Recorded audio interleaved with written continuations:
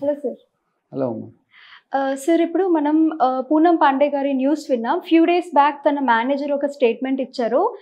తను cervical cancer వల్ల చనిపోయారని. బట్ స్టిల్ తర్వాత దాని గురించి చాలా న్యూస్ వచ్చింది. అండ్ తను కూడా రియాక్ట్ అయ్యి తను కూడా స్టేట్మెంట్ ఇచ్చారు, లేదు నేను బాగానే ఉన్నాను అని.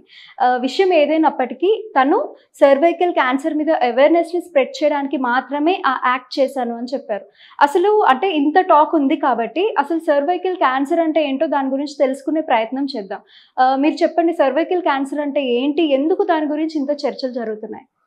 అవునమ్మా, కొద్ది రోజుల క్రితం ఇలాగ పూనం పాండే గారు చనిపోయారని స్టేట్మెంట్ రావటం, ఆ తర్వాత మళ్ళీ బాగున్నాను అని స్టేట్మెంట్ ఇవ్వటం, ఈ టైంలో చాలా సెన్సేషన్ క్రియేట్ అయింది. అంటే సోషల్ మీడియాలో, డిజిటల్ మీడియాలో, ఈవెన్ టీవీ ఛానల్స్లో కూడా లాట్ ఆఫ్ డిస్కషన్. అంటే నిజంగా చనిపోయారా, ఎందుకు చనిపోయారు, అసలు సర్వైకల్ క్యాన్సర్ అంటే ఏంటి అని చాలా మందిలో క్యూరియాసిటీ డెవలప్ అయింది. అలాగే చాలామంది ఇంటర్నెట్ సెర్చ్ కూడా చేశారు. అంటే దీన్ని చాలామంది ఒక నెగిటివ్ పబ్లిసిటీగా, చీప్ స్టంట్గా కొట్టిపారేశారు. అయినా కూడా మనం ఓన్లీ పాజిటివ్ ఆస్పెక్ట్ తీసుకుందాం.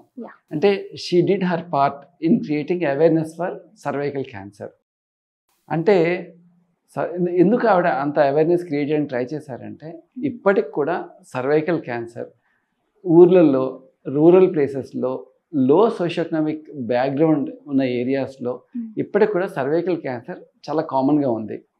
సో అసలు ముందు సర్వైకల్ క్యాన్సర్ అంటే ఏంటో తెలుసుకుందాం.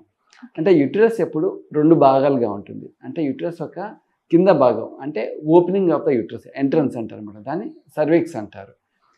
అది కాకుండా యుటరస్, మెయిన్ యుటరస్ అంటే గర్భసంచి, దానికి సర్విక్స్కి లోపల ఉన్న సెల్స్, అలాగే వాటికి వచ్చే క్యాన్సర్స్ కానీ వ్యాధులు కానీ వేరే వేరేగా ఉంటాయి.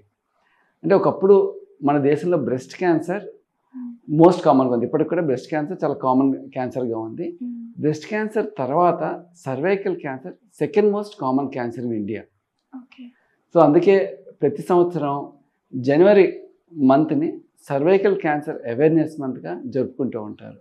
అంటే ఇప్పటికీ మన దేశంలో ప్రతి సంవత్సరం దాదాపు 60,000 మంది సర్వైకల్ క్యాన్సర్తో చనిపోతున్నారు. అంటే సర్వైకల్ క్యాన్సర్ సాధారణంగా చాలా అడ్వాన్స్ స్టేజ్లో డయాగ్నోస్ అవుతూ ఉంటుంది. సో దీని గురించి అవగాహన చాలా అవసరం.